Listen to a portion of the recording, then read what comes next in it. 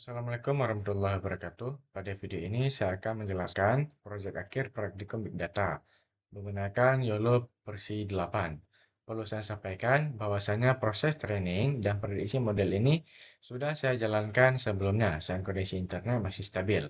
Saat rekaman video ini, Google Colab menampilkan notifikasi gagal menyimpan, yaitu yang ini, dikarenakan kondisi jaringan. Namun hasil running model, training, dan deteksi tidak valid dan tidak mempengaruhi proses yang akan saya jelaskan. Pertama sekali, saya melakukan mount Google Drive ke Google Colab. Tujuannya agar dataset yang sudah saya upload ke Google Drive bisa langsung diakses tanpa perlu upload ulang setiap kali runtime di restart. Ya, setelah hubungkan Google Drive ke Google Colab, kemudian saya mengecek apakah Google Drive sudah bisa diakses dari Google Colab dengan menggunakan perintah ls untuk menampilkan isi folder di folder My Drive. Sini bisa kita lihat bahwasanya saya sudah terhubung dengan Google Colab, saya sudah terhubung dengan Google Drive. Ya, selanjutnya saya membuat file YAML, ya. File data YAML ini digunakan oleh YOLO untuk mengetahui lokasi data training. Ya, data training lokasinya ada di sini dan juga data validasi, ya, data valid. Ya, data validasi jumlah kelas ada dua dan juga nama kelas, ya, yaitu black hair dan blonde hair, yaitu nama kelas saya karena saya akan mengklarifikasi atau melatih model untuk membedakan rambut yang berwarna hitam dan rambut yang berwarna pirang. Ya. Menggunakan berdasarkan urutan ini, yaitu black hair merupakan urutan pertama atau di sini indeksnya 0, kemudian blonde hair urutan kedua, di sini indeksnya 1.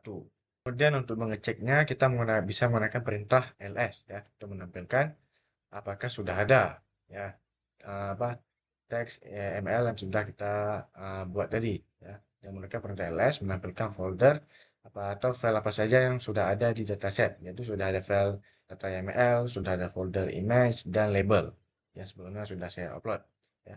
Kemudian untuk perintah unzip ini saya skip karena uh, tidak ada lagi, ya, karena folder sebelumnya image dan label itu sudah saya unzip sebelumnya sebelum saya upload ke Google Drive. Kemudian selanjutnya merupakan kode rootdir, ya. Fungsi kode ini, variabel rootdir ini adalah agar penulisan patch lebih singkat dan rapi. Sehingga saat memanggil file data AML tadi tidak perlu menulis patch panjang berulang kali. Selanjutnya saya menginstal library Ultralistic, ya, yang berisi YOLO versi 8 ini. Library ini digunakan untuk training dan inference model computer vision. Setelah menginstal Ultralistic selesai, selanjutnya kita mengimpor solusi tersebut ke dalam YOLO. Ya, kemudian kita mulai membangun model. Yang pertama kali kita membuat variabel bernama model, yang mana di dalamnya itu barat ada YOLO versi 8. Ya, ini pre-trained artinya sebelum di training.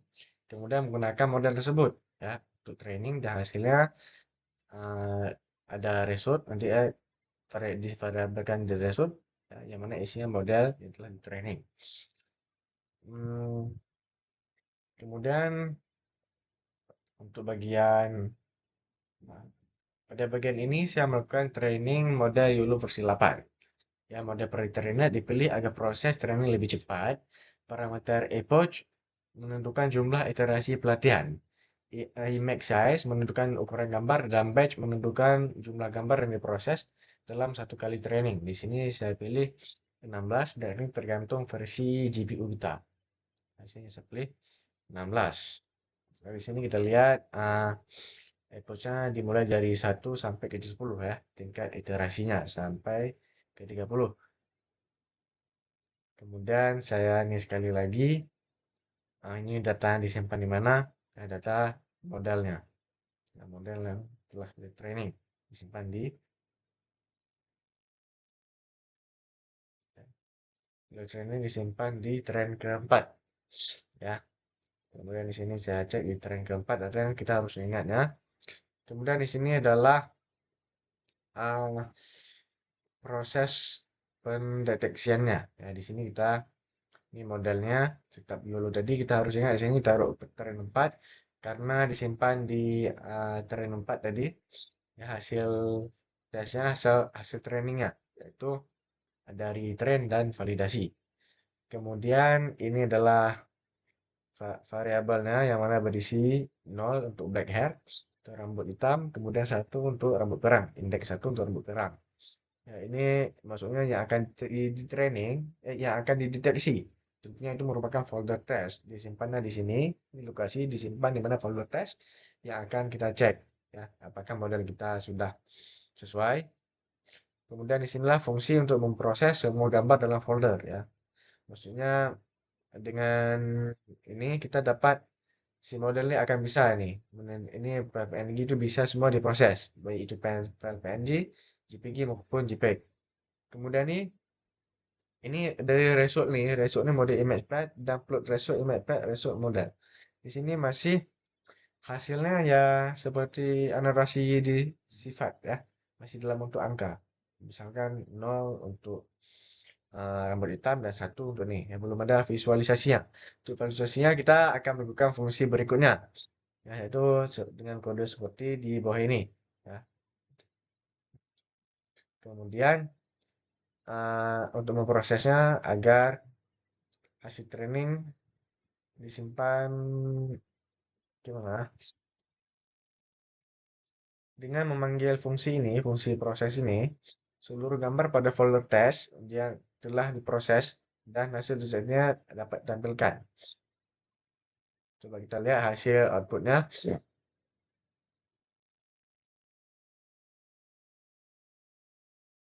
Ya.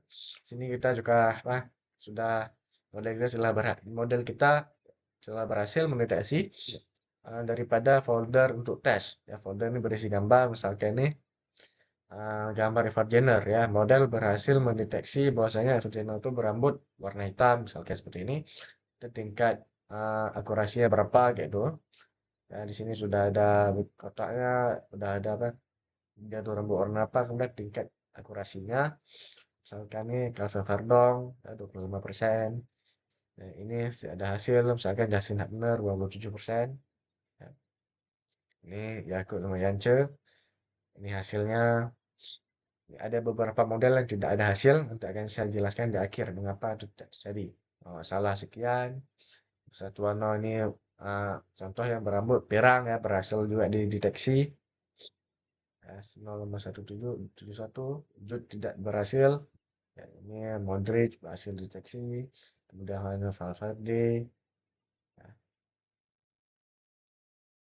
berhasil deteksi.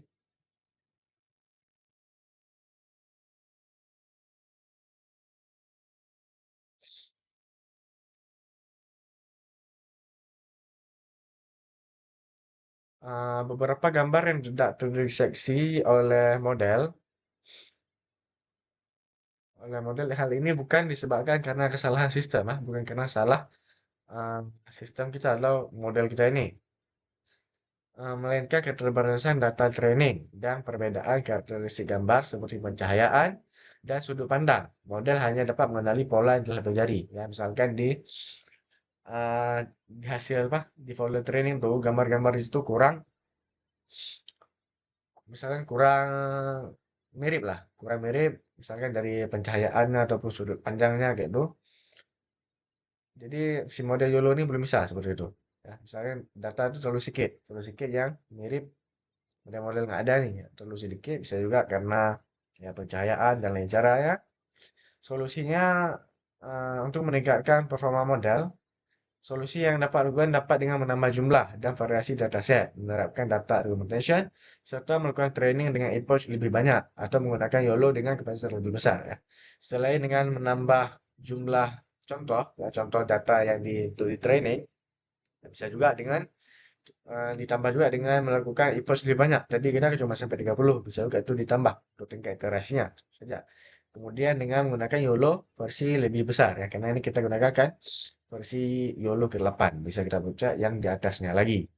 Nah, dengan demikian, kita telah berhasil menjalankan seluruh pipeline YOLO versi 8, mulai dari persiapan dataset, training model, hingga deteksi pada data test.